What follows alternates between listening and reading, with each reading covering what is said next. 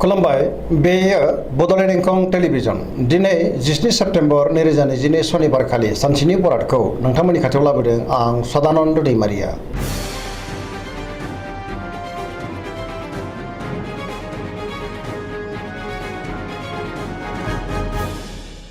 सिगां फरायनो लादों मेष राशि गिबि हांखो अ ल दिनैनि साना मोजां आरो गाज्रिनि गेजेरजों बाबेरलांगोन। गोसोखौ दिनै जोबोर उसुखुथु मोनगोन। गुबुननि थाखाय नाङा फाङा जेंनायाव गोग्लैनांनोबो हागौ।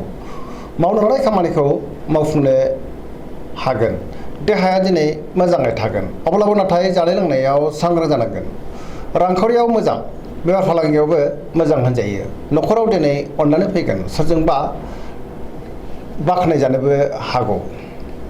बहाबा दावबायनो एबा हान्थिनो खाबुबो मोनगोन। लाइमोनफोरनि गोसोआ दिनै जोबोर रमान्टिक जागोन। फरायसाफ्रा फरायनायाव गोसो दुंखांगोन आरो मोजां फिथाइ मोननोबो हागोन। देहाया बारा मोजां थानाय नङा। जानाय लोंनायाव सांग्रां जानांगोन।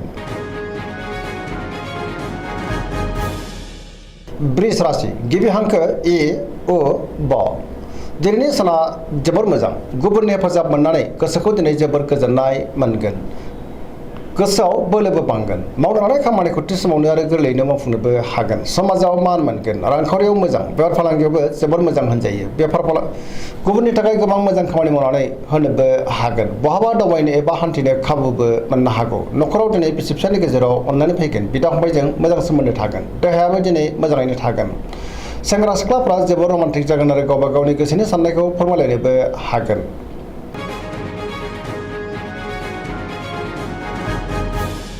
मिथुन राशि गिबि हांखो क स दिनैनि साना बारा मोजां नङा। नेगेटिभ एनार्जिनि गोहोम गोग्लैनो हागौ। गोसोखौ दिनै जोबोर गुलुं गुजुं मोनगोन। गोसोनि साननायफ्रा देबार नांगोन। जेरावबो खस्थ' मोननांनोबो हागौ। मावनो लानाय खामानिखौ मावफुंनो गोब्राब जागोन। देहाया दिनै बारा मोजां थानाय नङा। जानाय लोंनायाव सांग्रां जानांगोन। गोबां रोखोमनि देहायारि जेंनाजों मोगा मोगि जानांनो हागौ। रांखावरियाव मोजां, बेफार फालांगियावबो मोजां। न'खराव अनलायनाय फैगोन। समाजाव मान मोनगोन। गुबुननि हेफाजाब लानांगोन। बहाबा थाङोब्ला लामा सामायाव सांग्रां जानांगोन।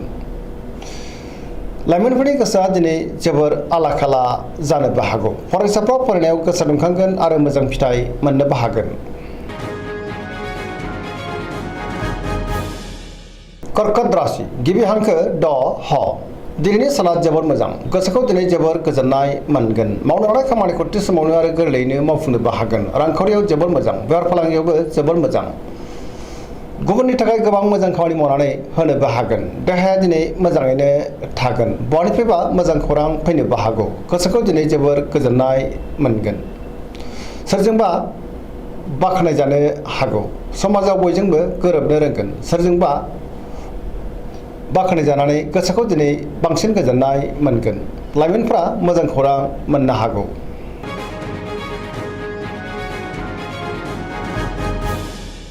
सिंह राशि गिबि हांखो म ट दिनैनि साना जोबोर मोजां। पजिटिभ एनार्जिनि गोहोम गोग्लैगोन। गोबां मोजां खाबु फैनोबो हागौ। गोसोखौ दिनै जोबोर गोजोननाय मोनगोन। मावनो लानाय खामानिखौ थि समावनो आरो गोरलैयैनो मावफुंनोबो हागोन। गोसोआ दिनै जोबोर रमान्टिक जागोन आरो गावबा गावनि गोसोनि साननायखौ लाइमोनफ्रा फोरमायलायनोबो हागोन।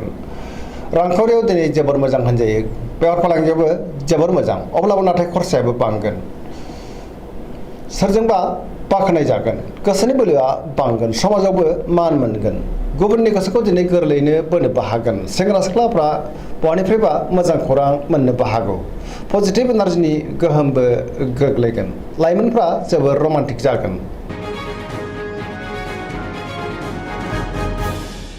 कन्या राशि गिबि हांखो प ट दिनैनि साना जोबोर मोजां। गोसोआव गोथों आरो गोग्गो साननाय फैगोन। गियाननि आंखाल जानाय नङा। पजिटिभ साननो रोंगोन। रांखावरिया जोबोर मोजां। बेफार फालांगियावबो जोबोर मोजां। आयाबो बांगोन। सोरबा गोदान लोगोजों बहाबा लोगो मोननानै गोसोखौ दिनै बांसिन गोजोननाय मोनगोन। फरायसाफ्रा फरायनायाव गोसो दुंखांगोन आरो मोजां फिथाइ मोननोबो हागोन। लाइमोनफ्रा जोबोर रमान्टिक जागोन आरो गावबा गावनि गोसोनि साननायखौ फोरमायलायनोबो हागोन। समाजाव मान मोनगोन। देहाया दिनै मोजाङैनो थागोन। अब्लाबो नाथाय जानाय लोंनायाव सांग्रां जानांगोन। गोसोनि बोलोआ बांगोन। गावनि गोसोनि साननायखौ दिनै गुबुननो फोरमायनोबो हागोन। बहाबा हान्थिनो खाबुबो मोननो हागौ आरो मोजाङैनो हान्थिनोबो हागोन। पजिटिभ एनार्जिनि गोहोमबो गोग्लैगोन।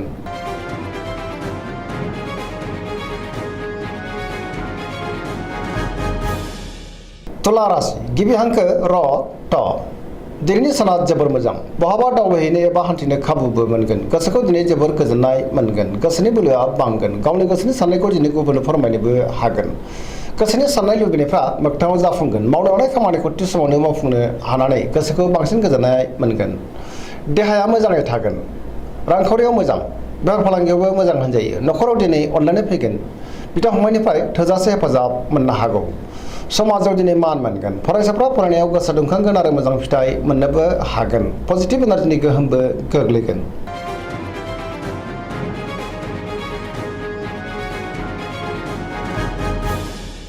वृश्चिक राशि गिबि हांखो न स दिनैनि साना जोबोर मोजां गोसोनि बोलोआ बांगोन जेरावबो गोजोनै थानो हागोन गोजोननि आंखाल जानाय नङा लोगोफोरनि हेफाजाबखौ थोजासे मोनगोन सोरबा लोगोजों बाख्नाय जानोबो हागौ गोसोआव गोग्गो आरो गोथों साननाय फैगोन मावनो हानाय खामानिखौ थि समावनो आरो गोरलैयैनो मावफुंनोबो हागोन गोसोनि बोलोआ बांगोन समाजावबो मान मोनगोन न'खराव अननानै फैगोन सोरजोंबा बाख्नाय जानोबो हागौ रांखावरियाव दिनै जोबोर मोजां बेफार फालांगियावबो जोबोर मोजां मुलाम्फा मोनगोन गुबुननि थाखाय गोबां मोजां खामानि मावनानै होनोबो हागोन फरायसाफ्रा दिनै फरायनायाव गोसो दुंखांगोन आरो मोजां फिथाइ मोननोबो हागोन लाइमोनफ्रा जोबोर रमान्टिक जागोन आरो गावबा गावनि गोसोनि साननायखौ फोरमायनोबो हागोन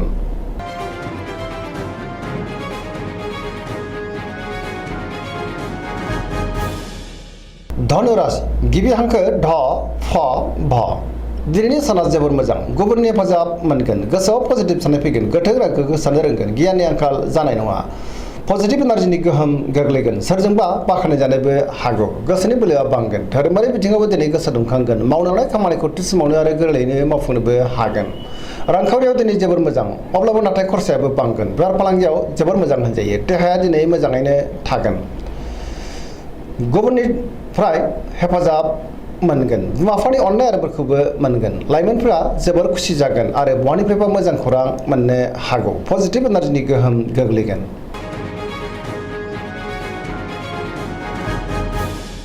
मकर राशि गिबि हांखो ख ज दिनैनि साना जोबोर मोजां बहानिफ्रायबा मोजां खौरां फैनो हागौ गोसोखौ दिनै जोबोर गोजोननाय मोनगोन देहाया मोजाङैनो थागोन सोरजोंबा बाख्नाय जानोबो हागौ गोसोनि साननाय आरो लुबैनायफ्रा दिनै मोगथाङाव जाफुंनो हागौ सिगांनि बयबो आद्रा खामानिखौबो दिनै मावफुंनो हागोन रांखावरियाव जोबोर मोजां बेफार फालांगियावबो जोबोर मोजां होनजायो गुबुनजों मोजां सोमोन्दो लाखिनो रोंगोन सोरजोंबा बाख्नाय जानोबो हागौ मावनो हानाय खामानिखौ थि समावनो आरो गोरलैयैनो मावफुंनो हागोन पजिटिभ एनार्जिनि गोहोम गोग्लैगोन सरासनस्रायै दिनै साना जोबोर मोजां आरो मोजाङैनो बारग'लांगोन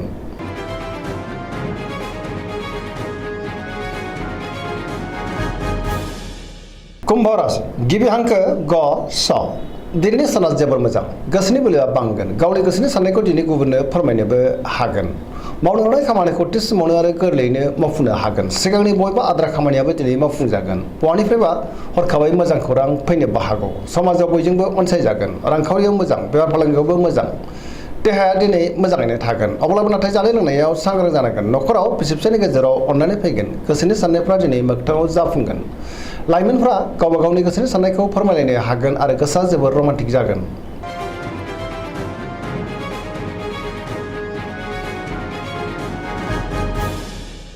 मीन राशि गिबि हांखो ड स दिनैनि साना जोबोर मोजां सिगांनि बबेबा जेंनाया दिनै सुस्रांजागोन माबा मोनसे मोजां खौरां मोननानै गोसोखौ दिनै जोबोर गोजोननायबो मोनगोन गोसोनि बोलोआ बांगोन गावनि गोसोनि साननायखौ दिनै गुबुननो फोरमायनोबो हागोन देहाया मोजाङै थागोन रांखावरियाव मोजां बेफार फालांगियावबो मोजां न'खराव अननानै फैगोन गुबुननि थाखाय गोबां मोजां खामानि मावनानै होनोबो हागोन गोसोआ दिनै जोबोर रमान्टिक जागोन आरो गावबा गावनि गोसोनि साननायखौ फोरमायनोबो हागोन सिगांनि सोरबा गोजाम लोगोजों बहाबा लोगो मोननानै गोसोखौ बांसिन गोजोननाय मोनगोन पजिटिभ एनार्जिनि गोहोम गोग्लैगोन दिनैनि राशि फरायनाया एसेनोसै जोबनायाव बेखौनो खावलायो जाहाथे नोंथांमोना सानफ्रामबो जोंनि बे बड'लेण्ड इंखं टेलिभिजनखौ नायबाय थायो आरो साबस्क्राइब खालामो लोगोसे लाइक खालामो आरो शेयार खालामो एसेनोसै गोजोन्थों।